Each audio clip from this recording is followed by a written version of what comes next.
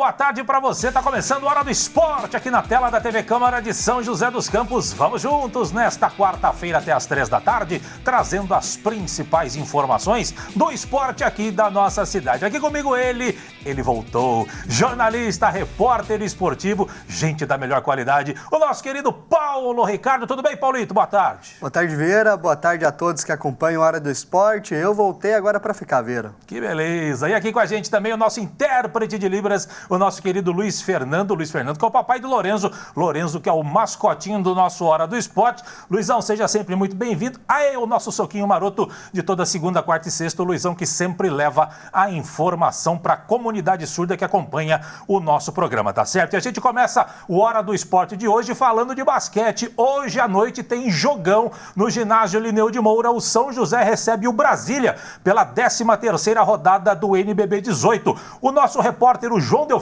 esteve no treino do São José e bateu um papo com o técnico joseense, o técnico Cris Amed. E você confere agora. Diz aí, João. Boa tarde, João. Oi, Vieira. Boa tarde para você e para todo mundo que acompanha a Hora do Esporte. Hoje à noite o São José começa a sua sequência de 4 jogos dentro de casa no NBB. Estou aqui com o técnico Cris Amed para a gente conversar sobre a competição, sobre os últimos jogos e também sobre essa sequência. Cris, boa tarde para você. Queria te perguntar sobre o jogo contra o Franca, né? O São José perde, tem a sua sequência de vitórias interrompida, mas tem um bom ataque, né? Como que o time assimilou essa partida? Nós fizemos um bom jogo ofensivamente, né? 85 pontos, é uma pontuação boa para fazer, principalmente lá em Franca, né? Mas infelizmente a gente acabou tomando muita bola de 3 pontos, pecamos no rebote mais uma vez, né? E a equipe acabou sentindo e nós perdemos o jogo lá. Acho que é um jogo difícil de ser jogado lá, né? Mas que a gente volta com a cabeça erguida, com uma vitória boa diante de Bauru e para a sequência de jogos que nós vamos ter em casa agora. Essa sequência começa hoje no jogo contra o Brasília, né? Como que você analisa esse adversário, um adversário que está brigando lá na parte de cima da tabela? É uma equipe muito forte, né? Está entre os 3, 4 primeiros da tabela. Uma equipe que tem muito aproveitamento também, gosta muito da bola de 3 pontos. Nós vamos tentar diminuir isso hoje no jogo. E tentar correr bem a quadra, é uma situação que a gente faz muito bem aqui, principalmente no Lineu, do lado da nossa torcida. Então nós temos que aproveitar esse ponto positivo aí para tentar sair com a vitória. Hoje vocês reencontram um velho conhecido, né, o Carbonari. Como que você imagina essa briga no garrafão aí entre o Carbonari, o Anderson Rodrigues, também tem o Brunão, o Mike? Como vai ser essa briga no garrafão, na sua opinião? É uma briga boa, né? Grandes jogadores, atletas profissionais de alto nível, então acho que isso aí na hora do jogo a gente vai ver aí quem vai se sair melhor, mas é uma briga de grandes jogadores. E o que você espera do Brasília, né, o comportamento deles aqui no Lineu de Moura hoje? Eles vêm para a vitória, né? Um time que foi montado aí muito bem, muito forte. O time, como eu falei, está lá em cima na tabela, no topo, né? E eles vêm aqui para tentar a vitória, mas nós também precisamos da vitória, então acho que vai ser um jogo bom. Contamos com a nossa torcida aí para encher o Lineu e sair com a vitória. Como a gente até disse no começo da entrevista, né, São José vinha numa sequência positiva, acabou sendo quebrada por conta do jogo contra o Franca. Qual que é a importância de já vencer hoje para nem dar margem para um outro momento, já engatar uma nova vitória para vir para essa sequência dentro de casa? Com certeza, eu acho que como a gente falou, né, a sequência de 4 jogos em casa é muito importante para a gente poder subir na tabela de novo, né? Jogamos bastante jogos fora de casa, desfalcados, hoje acho que a gente vem completo e com certeza esses 4 jogos em casa para a gente buscar um lugar mais alto na classificação. Você já deu aí um spoiler, mas então o Léo Craveiro deve voltar a ficar à sua disposição? Sim, não 100%, mas numa situação que dá para ele jogar alguns minutos e ajudar a equipe. Perfeito, Cris. Boa sorte no jogo de hoje, bom trabalho, agradeço pela sua entrevista. É isso então, Vieira. Hoje, 7h30 da noite, tem São José e Brasília aqui no Lineu de Moura. Sexta-feira a gente conta a história desse jogo na Hora do Esporte. Valeu, João. Obrigado, Cris. Sempre atendendo gentilmente a equipe da nossa TV Câmara. Paulito, jogão de bola de equipes que já decidiram o NBB em 2012, né? Temporada 2011-2012. Uma outra realidade naquela época, com vitória do Brasília, final única, que foi lá em Mogi das Cruzes, no ginásio Hugo Ramos. Paulito. Vera, baita jogo, Brasília que vem muito bem dentro do NBB, em 9 jogos, 7 vitórias, somente 2 derrotas, então, sem dúvidas nenhuma, São José vai pegar uma pedreira. Esse jogo que tem algumas características legais, né? Além de ter a velha lei do ex contra o São José, casa do Carbonari, Buiú, que estavam aqui na temporada passada, agora estão no Brasília. Tem também a questão do Fúvio, né, que montou o elenco, o diretor.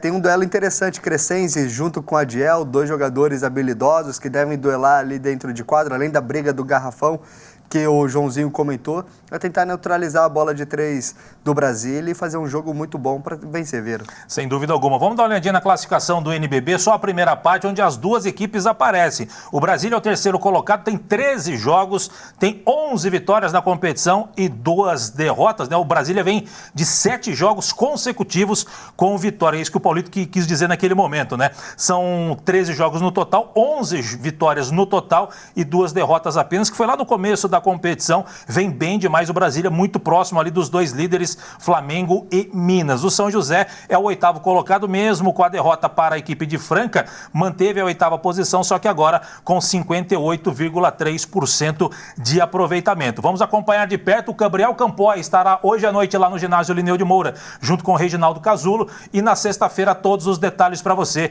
aqui no Hora do Esporte. Só uma pitadinha rapidinha, Paulito, o seguinte: Dexter McClanahan já está em São José dos Campos, está finalizando aí os exames médicos e também a questão da documentação. Deve ser anunciado oficialmente como jogador do São José Basquetebol nos próximos dias, talvez até nas próximas horas, mas provavelmente ele só poderá entrar em quadro oficialmente pelo São José no ano que vem, por conta de documentação internacional. Ele estava jogando na Grécia, então para regularizar essa documentação e ele poder jogar aqui, provavelmente só no ano que vem. A diretoria vai tentar correr para ver se ele consegue jogar pelo menos os 2 últimos jogos ainda este ano, mas pouco provável. Provavelmente vai jogar somente em 2026. Dexter McClanahan provavelmente será anunciado como jogador do São José Basquetebol, tá certo?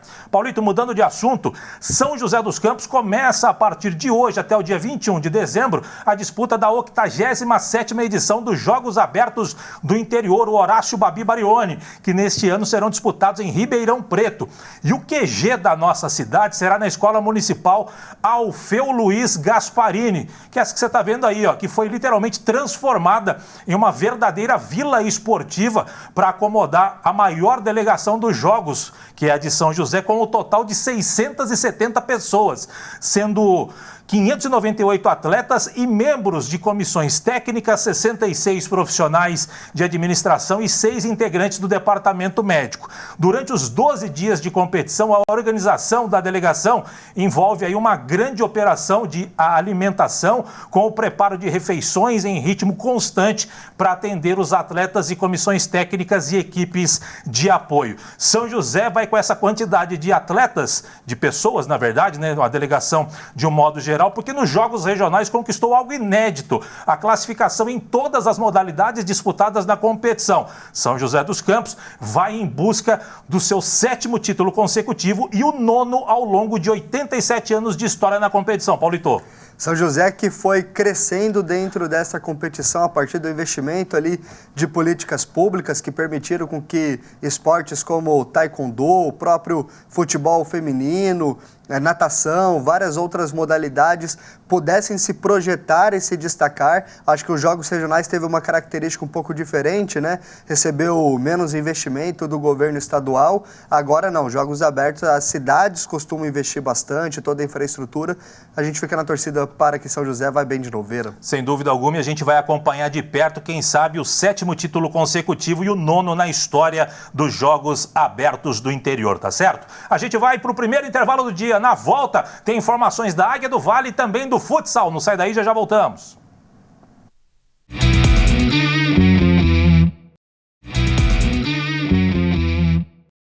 Muito bem, de volta com Hora do Esporte, falando do São José Esporte Clube. A diretoria da Águia anunciou a 14ª contratação para o elenco, que agora chega a 24 atletas, entre contratados, remanescentes e também atletas que voltaram de empréstimo dos 26 possíveis que tem disponível para a temporada. Trata-se do zagueiro Irã, de 30 anos, esse que você está vendo aí na tela cheia, que estava no Barra de Santa Catarina. O zagueiro Irã, além do Barra, jogou pelo América do Rio Grande do Norte, Náutico, Brusque, Volta Redonda e também o Atlético da Bahia, além também de uma coleção de conquistas regionais. Foram 7 títulos, incluindo o Campeonato Potiguar de 2025 e também o Campeonatos Baianos de 21 e também 22. Rápida pincelada, Paulito, sobre ele. Ótimo zagueiro, acho que defensivamente o time da Águia do Vale está muito bem. Isso até demonstra uma característica do Marcelo Marelli de ter uma defesa sólida, viram? Muito bem. Outro zagueiro que chegou ao São José, este na verdade está de volta à Águia do Vale, é o João Ramos, que saiu do São José, foi jogar a Série B pela Ferroviária de Araraquara e ele agora está de volta para a disputa da Série A2. E ele comentou sobre essa experiência de ter disputado uma competição tão forte em nível nacional. Diz aí, João. Foi uma experiência muito gratificante para mim. Eu acho que todo jogador quer jogar uma Série B, que é uma competição de muito alto nível, né? Eu amadureci muito lá, né? Voltei mais experiente, mais maduro e eu tenho certeza que eu vou ajudar ainda mais o São José nessa campanha da A2. Muito bem, voltei antes, né? Muito bem, o João Ramos, ele falou também, ele disputou a Série B do Campeonato Brasileiro, mas ele também falou sobre a dificuldade de jogar uma Série A2 e que para ele os detalhes fazem a diferença, principalmente em jogos decisivos, jogos de mata-mata, por exemplo. Dos estaduais aí, com certeza, é um dos mais fortes, né? Nessa Série A2 a gente teve uma boa campanha, mas eu aprendi que nos jogos decisivos os detalhes são muito importantes. Eu acho que a gente tem que ficar muito ligado nisso, principalmente nos jogos de mata-mata, nos jogos mais decisivos, que eu acho que isso que decide os jogos, detalhe. O João Ramos atendeu a reportagem de modo geral, né, no treino aberto do São José hoje pela manhã e só deu para salvar isso do João Ramos, tá? Porque foi meio corrido lá. Em um treino que não foi tão aberto sim, fica a minha crítica aí. Mais ou menos aberto, né? Bom, quem também falou hoje pela manhã foi o técnico Marcelo Marelli. E, claro, a primeira indagação ao treinador do São José foi sobre o jogo-treino contra o União Suzano, que começou, mas não acabou. Ou melhor, acabou em confusão generalizada. Diz aí, Marelli. A gente, quando marca um jogo-treino, a gente quer que termine, quer, né, usar os 90 minutos, porque seria bom para todo mundo. Tipo, todo mundo provavelmente jogaria. Acho que até para eles também, né? Eles provavelmente mudariam o time também. Então, lamentar, mas entender que também que já foi, faz parte, né? Seguir a vida aí e se preparar para o próximo, para as próximas semanas aí, que acho que o nosso foco está nisso. Pois é, e o Marelli também ele falou sobre uma evolução da equipe, mesmo com apenas 45 minutos de jogo-treino contra a União Suzano. Evolução, né? Esse processo nosso de evolução, o principal nesse momento é buscar evolução, buscar melhorar a cada dia, a melhora ser diária, como a gente busca que esteja acontecendo. E acho que aconteceu, né? A gente fez um jogo razoável, que é o que a gente espera para o momento. A gente não vai estar com uma equipe pronta ainda no momento, os jogadores estão se conhecendo, estão se entendendo. Acho que trouxeram dificuldade para nós, coisa que às vezes não acontece em treino, né? Uma situação diferente. É importante nesse momento passar por essas situações, vivenciar essas situações, porque no campeonato pode acontecer também, a gente tem que estar pronto para passar por cima dessas situações. E para finalizar, o Marcelo Marelli falou sobre o elenco, que já soma, como eu disse, 24 peças e que as 2 vagas que ainda sobram, elas precisam ser pontuais.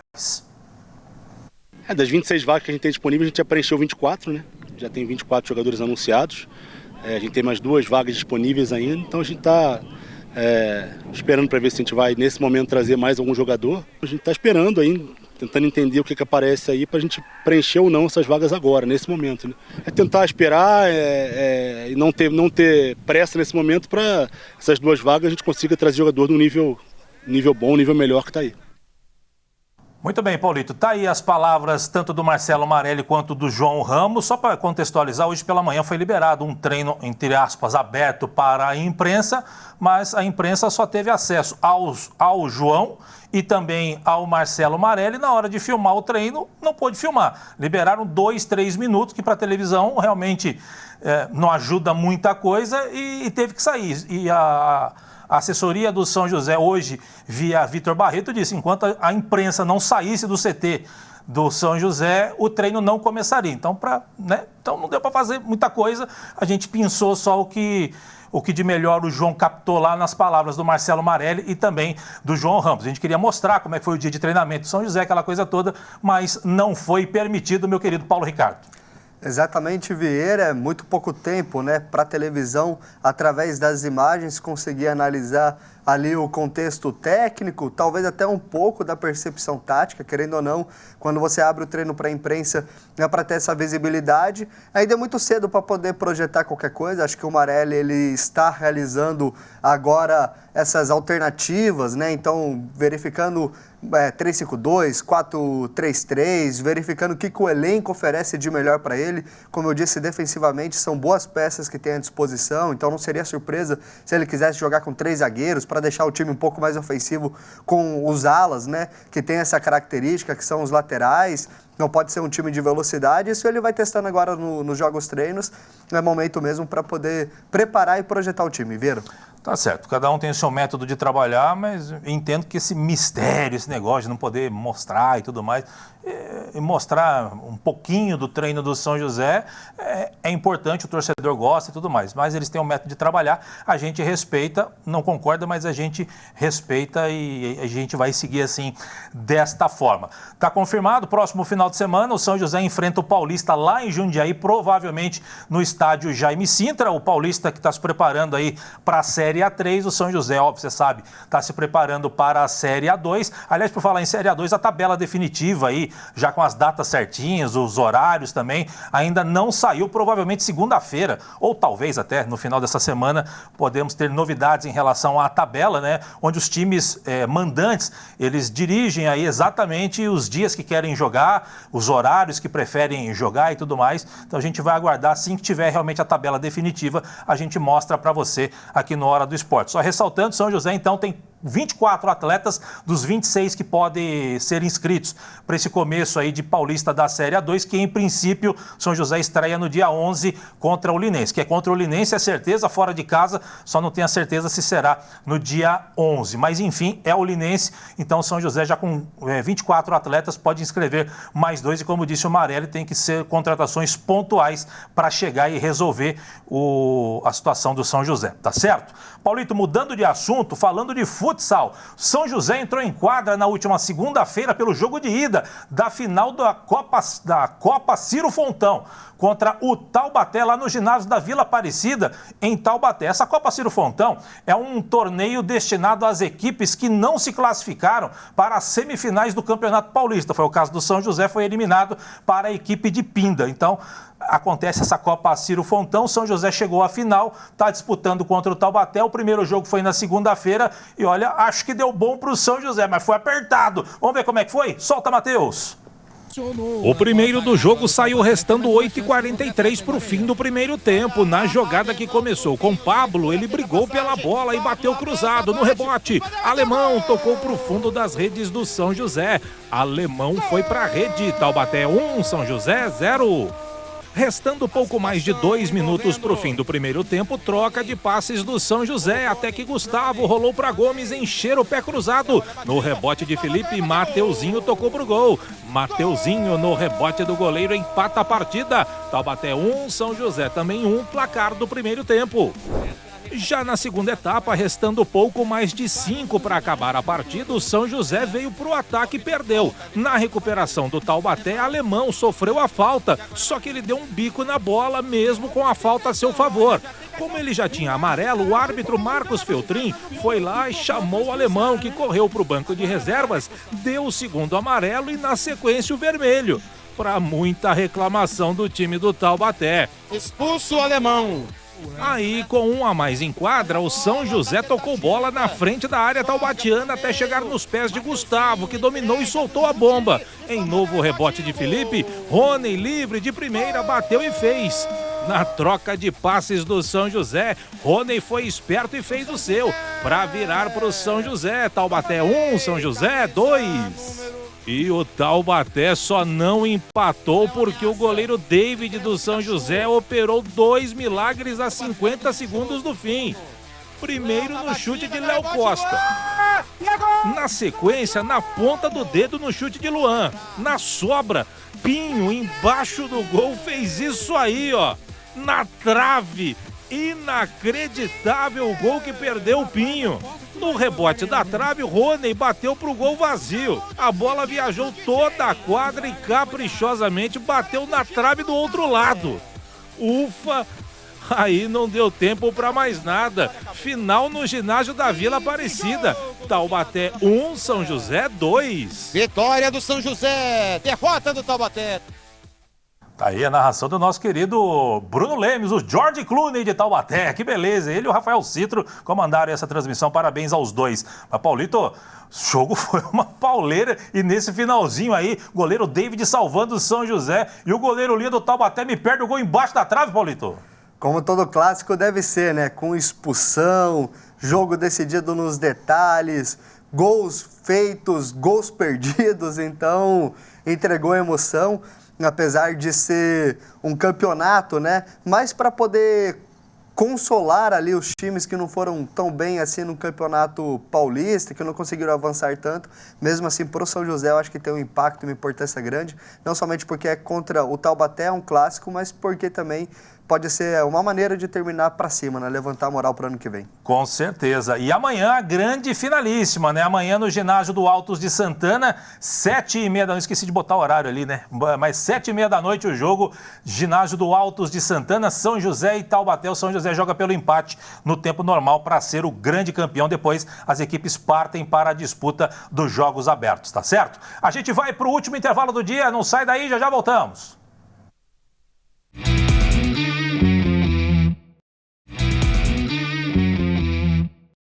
Muito bem, estamos de volta com o Hora do Esporte para falar de vôlei. Ontem à noite, em confronto direto na parte de baixo da tabela de classificação da Superliga Masculina, o time do vôlei São José foi até o Centro Eventos Carl Hansen, lá em Joinville. Você está vendo imagens do jogo aí, ó, para encarar os donos da casa. E o time do técnico Flavinho Tavares começou bem demais a partida e abriu 2-0, com parciais de 21-25 e 27-29. Só que aí, meu amigo, sofreu a virada com parciais de 25-18, 25-23 e 15-10 e acabou sendo derrotado no tie-break. E o São José, mesmo com a derrota, acabou aí saindo da zona de rebaixamento porque somou um pontinho na tabela de classificação e jogou o Minas para a zona da degola. Mas o São José está se especializando em tomar virada, hein, Paulito? Abre 2-0 na casa dos adversários e sofre a virada 3-2.